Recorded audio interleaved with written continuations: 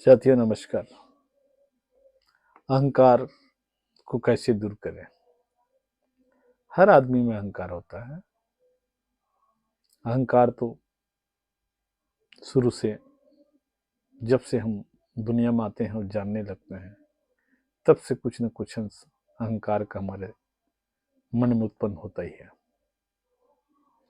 लेकिन जब आदमी बड़ा पद प्राप्त कर लेता है, अपने को ज्ञानी मानता है, अपने को उच्च मानता है, तो अहंकार और स्वाभाविक रूप से बढ़ जाता है। किसी को धन का अहंकार है, तो किसी को अपने स्वर का अहंकार है, तो किसी को अपनी सुंदरता का अहंकार है, तो किसी को गरीबी का भी अहंकार है। तो अहंकार तरह तरह के होते हैं कि हम किसी के सामने नहीं झुकेंगे, ऐसा मन में भाव उत्पन्न होता है। और यह अहंकार जो होता है, कई दुखों का कारण होता है।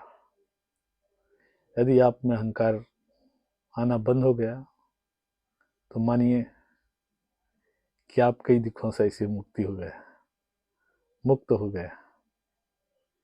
तो मित्रों, अहंकार को समझने के लिए मन को सात्विक रखना जरूरी है। सत्संग, अच्छे गुणों को सीखना जरूरी है। तभी आदमी अहंकार में नियंत्रण कर सकता है। जैसे कि एक बड़ा अच्छा दृष्टांत कथा है। एक बालक जंगल में ऋषि के पास ब्रह्म ज्ञान प्राप्त करने जाता है। कहता है, गुरुदेव, मुझे आत्म साक्षात्कार करना है, मुझे ब्रह्म से मिलना है, मुझे अपना शिष्य बनाइए और मुझे मंत्र दीजिए। सहर्ष गुरु जी, ऋषि उसको शिष्य स्वीकार करते हैं और एक मंत्र देता है। मंत्र देकर कहता है, 1 साल तक इसको जाप करो, फिर आना। 1 साल व्यतीत होता है, वापस उस आश्रम में जाता है।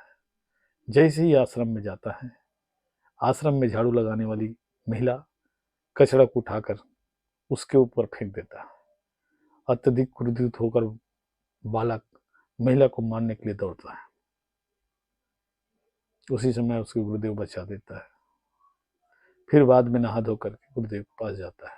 कहता है, गुरुदेव, मैंने 1 साल मंत्र का जाप कर लिया। बेटा, अभी तो तुम काटने दौड़ रहे हो, अभी पूरा नहीं हुआ है, जाइए 1 साल तक और मंत्र का जाप करना। वापस जाता है, 1 साल तक पुनः मंत्र का जाप करता और वापस फिर गुरु के पास आता है आश्रम में, जहाँ फिर झाड़ू लगाते लगाते झाड़ू को थोड़ा से छुआ देता है। उससे फिर क्रोधित हो जाता है और उसके साथ गाली गलौज अपशब्दों को प्रयोग करता है। इस बात को गुरुदेव देखता है।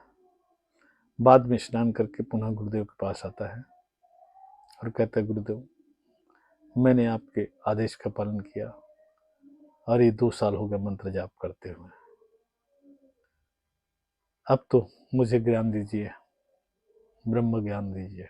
गुरुदेव कहते हैं, बेटा, काटना तो तुमने छोड़ दिया, लेकिन सांप की तरह फुंकारना बंद नहीं किया है। पुनः जाओ और 1 साल इसी मंत्र का जाप करते रहना। फिर वापस जाता है, 1 साल तक मंत्र जाप करता है। फिर वापस गुरुदेव के आश्रम आता है।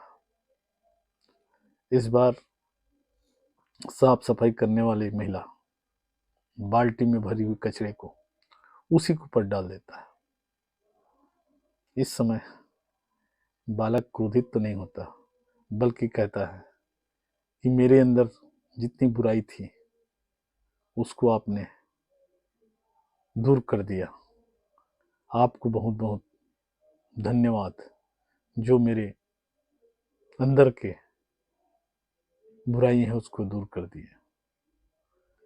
फिर स्नान करने जाता है और गुरुदेव के पास जाता है। गुरुदेव इन सब चीज को जानते रहता है, वो तो परीक्षा लेते रहता है। फिर उन्हें ब्रह्म ज्ञान देता है। तो इस प्रकार से एक अहंकार जो होता है वो आदमी को सही मार्ग में पहुंचने में काफी बाधा उत्पन्न करता है। भले कहें कि हमारे पास सब कुछ है, सारी चीज है, हम सब कुछ कर सकते हैं, लेकिन ये केवल कहने की बात है।